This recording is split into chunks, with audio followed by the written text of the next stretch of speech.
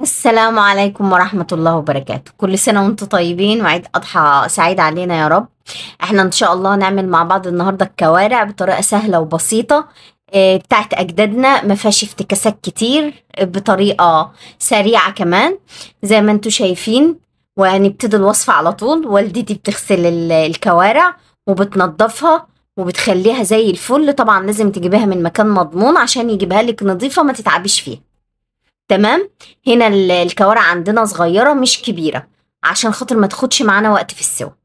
هنا عندنا مية وهنحط ورق لوري وحبهان ومستكة وبصل، وهنحط فلفل اسود طبعا، وهنحط الكارع بتاعنا ونسيبه لحد ما يستوي. طبعا احنا ما بنحطش طماطم وجزر وكرفس والحاجات دي.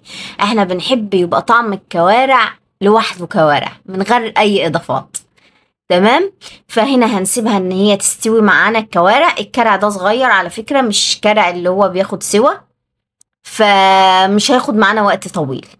هنشيل الريم بتاعنا، الريم اللي بيطلع من الكوارع هنشيله ونسيب الكرع بقى براحته يستوي. طبعا مش هياخد معانا وقت طويل ان شاء الله. وهنبتدي ان احنا نعمل معانا الخل والثوم. هنا التومية مدقوقة ومحطوط فيها ملح، مش حاطين فيها اي حاجة. ونبتدي ان احنا نشوحها، مش عايزين نحرقها، تاخد اللون الذهبي بتاعنا.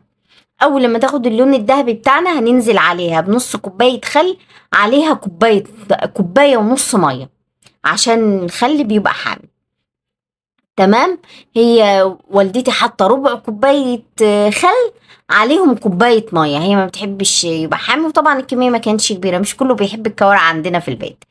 تمام. هي حطت الخل وسابته يغلي. اول لما التوميه تستوي يغلي بسرعه، يغلي معانا، نبتدي ان احنا نعمل الفته بتاعتنا. بنحمص العيش ونحط طبقه عيش وطبقه رز ونحط الخل والثوم بتاعنا، وبالهنا والشفا.